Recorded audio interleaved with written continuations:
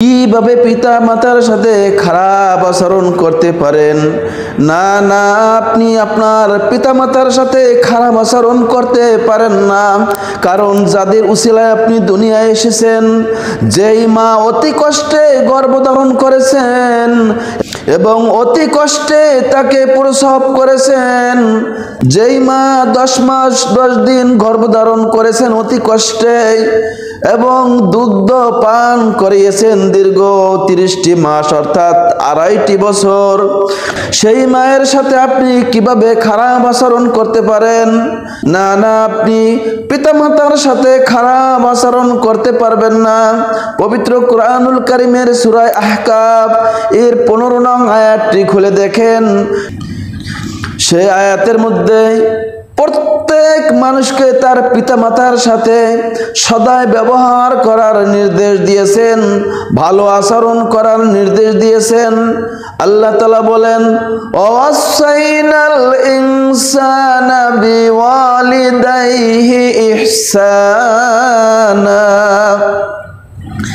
আর আমি মানুষকে তার পিতামাতার সাথে সদাই ব্যবহারের নির্দেশ দিয়েছি।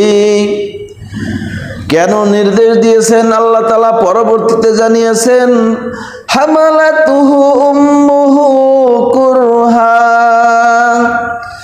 তার মা তাকে অতি কষ্টে গর্ভধারণ করেছেন। ওয়াদাআতুহু কুরহা, এবং অতি কষ্টে তাকে প্রসব করেছেন। ওয়াহামলুহু ওয়াফিসালুহু 30 শাহরা,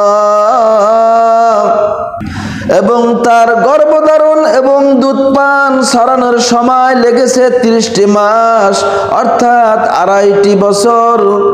হাত্তা বালাগা আশুদ্দাহু ওয়া বালাগা 40 সানা, অবশেষে যখন সে তার শক্তির পূর্ণতায় পৌঁছে এবং 40 বছরে উপনীত হয়, ক্বালা রাব্বি আউজি'নি আন আশকুরা নি'মাতাকাল্লাতী আন'আমতা আলাইয়া ওয়া আলা ওয়ালিদাইয়া। তখন সে বলে, হে আমার রব, আমাকে সামর্থ্য দাও, শক্তি দাও। তুমি আমার উপর ও আমার পিতামাতার উপর যে নিয়ামত দান করেছো, তোমার সে নিয়ামতের জন্য আমি কৃতজ্ঞতা আদায় করতে পারি। ওয়া আন আ'মালা সালিহান তারদা, এবং আমি যেন ভালো কাজ করতে পারি যা তুমি পছন্দ করো।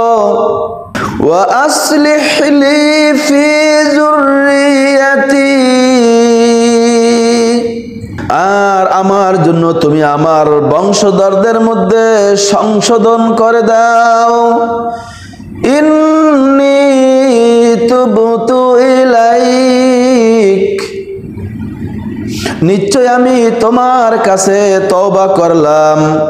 ওয়া ইন্নী মিনাল মুসলিমিন,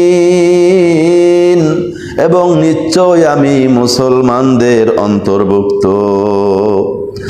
আমার প্রিয় ভাইরা, পর্দার অন্তরালের মা ও বোনেরা, তাহলে এই আয়াতের মাধ্যমে স্পষ্টভাবে জানতে পেরেছেন আল্লাহ রাব্বুল আলামিন পৃথিবীর সমস্ত মানুষকে লক্ষ্য করে জানিয়ে দিয়েছেন যে পিতামাতার সাথে সদাই ব্যবহার করতে হবে, তাদের সাথে খারাপ আচরণ করা যাবে না। তাদের সাথে খারাপ আচরণ করা আল্লাহ রাব্বুল আলামিন হারাম করে দিয়েছেন, অর্থাৎ পিতামাতার সাথে ধমক দিয়ে কথা বলা যাবে না, এটা আল্লাহ রাব্বুল আলামিন হারাম করে দিয়েছেন। আপনারা অনেকেই হয়তো গত পর্বে এই আলোচনা শুনেছেন। আমার প্রিয় ভাইরা, পর্দার অন্তরালের মা ও বোনেরা, যাদের পিতামাতা রয়েছে